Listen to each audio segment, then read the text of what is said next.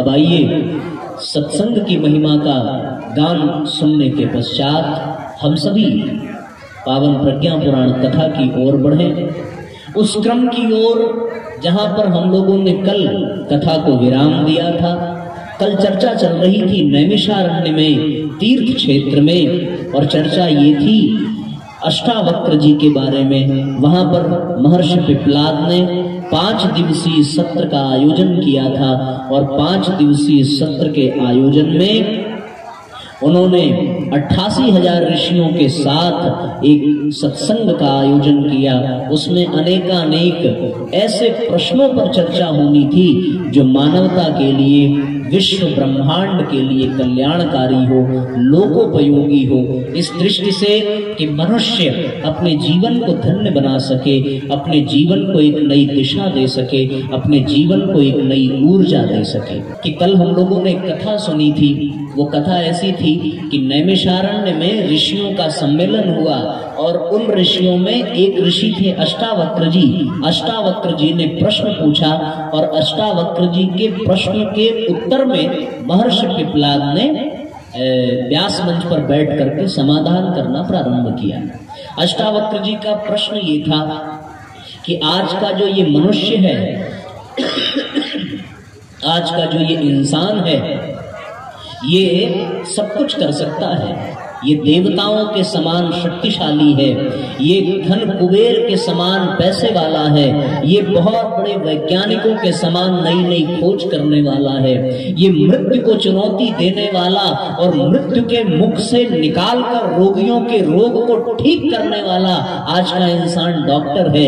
वो साथियों, सुंदर सुंदर सड़कें, सुंदर सुंदर इमारतें, सुंदर सुंदर भवनों को बनाने वाला आज का इंसान बहुत बड़ा इंजीनियर बन गया है। लोगों के जीवन में समस्याओं का समाधान ढूंढने के लिए आज का इंसान न जाने कितने प्रकार के यज्ञादि के माध्यम से, आध्यात्मिक प्रकल्प के माध्यम से लोगों के जीवन में आध्यात्म को प्रचारित कर रहा है, प्रसारित कर रहा है। आज के समय में इंसान समस्त उपलब्धियों, समस्त विभूतियों को प्राप्त कर चुका है और शास्त्रों ने भी ये प्रतिपादित कर दिया कि भगवान की समस्त शक्तियां, समस्त विभूतियां बीज रूप में मनुष्य के भीतर ही विद्यमान है। यदि वो अपनी कुंडलिनी को जागृत कर ले, यदि वो अपनी प्रज्ञा को जागृत कर ले, तो उसके लिए इस दुनिया में कुछ भी असंभव हो नहीं सकता। वो साक्षात परमात्मा बन सकता है यदि वो स्वयं को साध ले। वो स्वामी तुलसीदास जी ने भी बहुत सुंदर चौपाई कही, आप सब लोगों ने सुना भी होगा। बड़े भाग मानुष तन पावा, बड़े भाग मानुष तन पावा,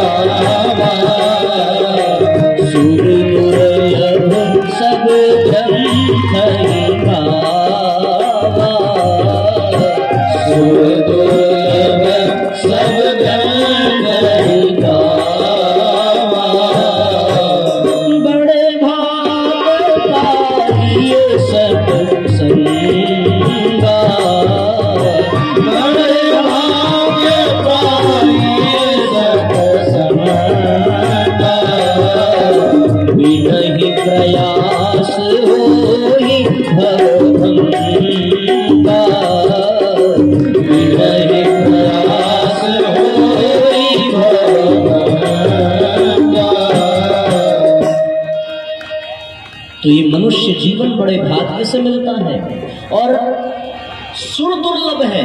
अर्थात कहने का तात्पर्य ये हो गया भैया कि मनुष्य जन्म पाने के लिए देवता भी तरसते हैं, ऐसा शास्त्रों में कहा गया। अब आपके मन में ये प्रश्न आएगा, महाराज इस जन्म में ऐसा क्या है, मनुष्यता के पास ऐसी कौन सी चीज है जिसको पाने के लिए देवता भी तरसते हैं? देवताओं को भी जन्म लेने के लिए तरसना पड़ता है कि उन्हें मनुष्य जन्म मिल जाए।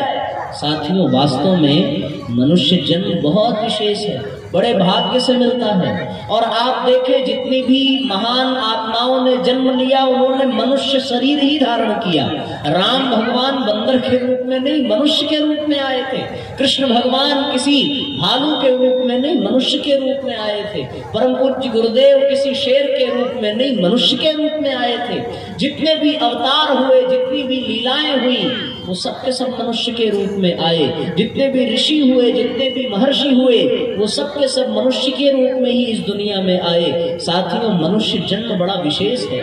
कहा जाता है 84 लाख योनियों में भटकते भटकते जब सारे प्रारब्ध समाप्त हो जाते हैं तब मनुष्य का जन्म प्राप्त होता है, और जो थोड़े बहुत शेष रह जाते हैं उसका हिसाब पूरा करने के पश्चात हम सबको मोक्ष की प्राप्ति होती है।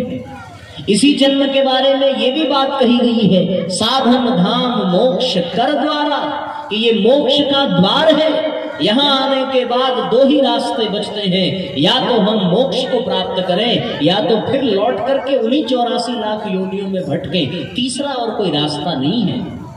और साथियों, जिस जन्म को पाने के लिए देवता तरसते हो, वो जन्म, वो योनि कितनी शानदार होगी, कितनी भाग्यशाली होगी। जिस योनि में हम और आप बैठे हैं, हम लोग भी तो मनुष्य जन्म में ही बैठे हैं, और मनुष्य जन्म बड़ा शानदार होता है।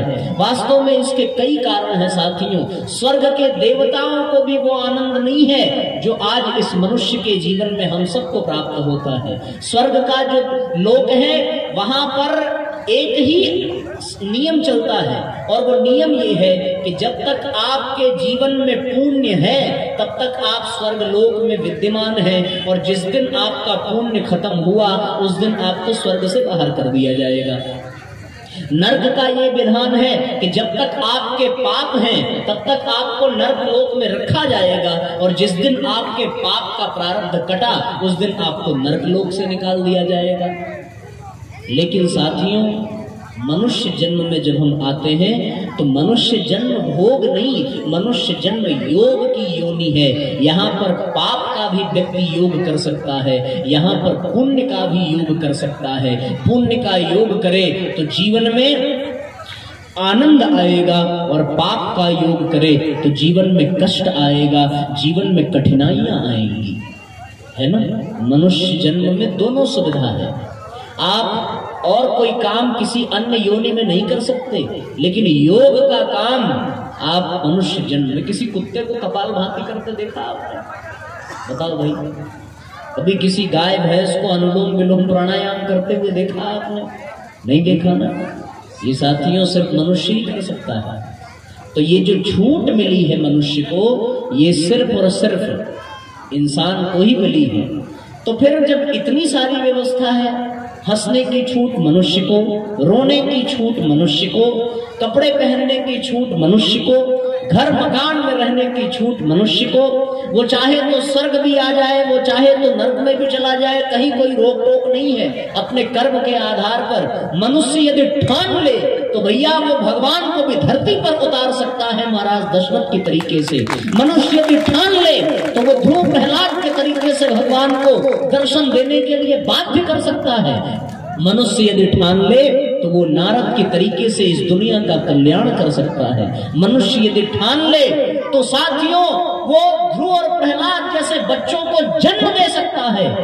ये सारे के सारे काम मनुष्य ही कर सकता है, और मनुष्यों ने किया है।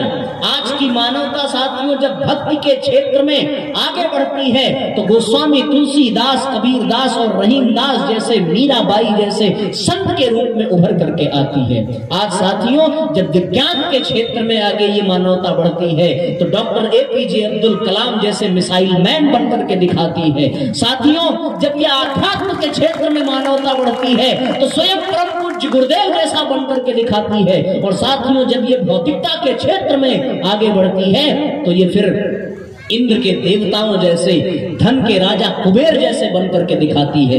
ये मानवता जिस ओर कदम बढ़ाती है उस ओर अंतिम शिखर तक जाकर के पहुंच जाती है। यदि ये तप के ऊपर लालायित हो जाए और तप करने का ठान ले तो रामकृष्ण परमहंस और रमण महर्षि जैसे तपस्वी बन जाती है। इसलिए साथियों मनुष्य कुछ भी कर सकता है, मनुष्य के लिए कुछ भी असंभव नहीं है। और जब मनुष्य के लिए कुछ भी असंभव नहीं है तो फिर अष्टावक्र जी ने पूछा कि फिर आज का मनुष्य दुखी क्यों है, आज का मनुष्य फिर परेशान क्यों है? जब उसके जीवन में सारी चीजें हैं, सब कुछ है, तो फिर साथियों उसका जीवन दुखी, उसका जीवन परेशान, उसके जीवन में निराशा, उसके जीवन में हताशा, उसके जीवन में समस्या, उसके जीवन में कठिनाई, ऐसा क्यों है? ऐसा नहीं होना चाहिए। क्योंकि यदि सारी सुविधाएं ना हो और उसे कुछ आता जाता ना हो, फिर वो दुखी हो तो बात समझ में आती है।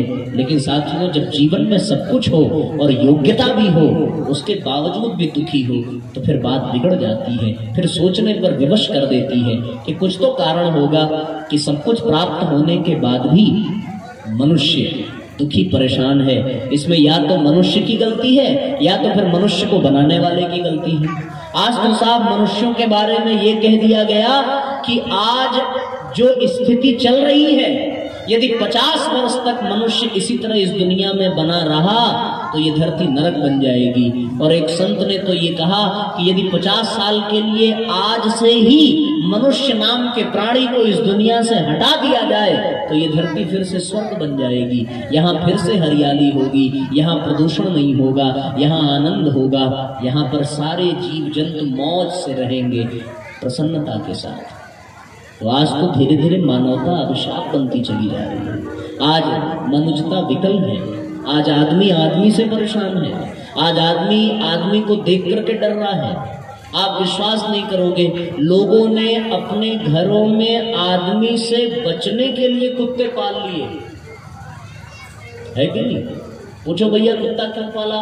बोले आदमी से बचने के लिए, मनुष्य से बचने के लिए। इंसान से बचने के लिए कुत्ता पाल रहा है। इससे बड़ा दुर्दिन और क्या हो सकता है भैया? इंसान को किसी जानवर से डर नहीं है। इंसान को डर है तो किससे? इंसानों से ही है। रात में 12 बजे यदि फोन आ जाए किसी भी नए नंबर से तो गला सूख जाता है। ये भगवान इस समय किसने कर दिया? एक छोटा सा मिस कॉल आ जाए तो साथियों अंतरात्मा डिस्टर्ब हो जाती है। जबकि सब जानते हैं कि किसी कुत्ते ने फोन नहीं किया होगा, किसी बिल्ली ने कोई मैसेज नहीं किया होगा, लेकिन साथियों जानते तो सब हैं कि इंसानों ने ही किया है। इसके बावजूद भी वो डर जाते हैं, भय खाते हैं। सिर्फ क्यों?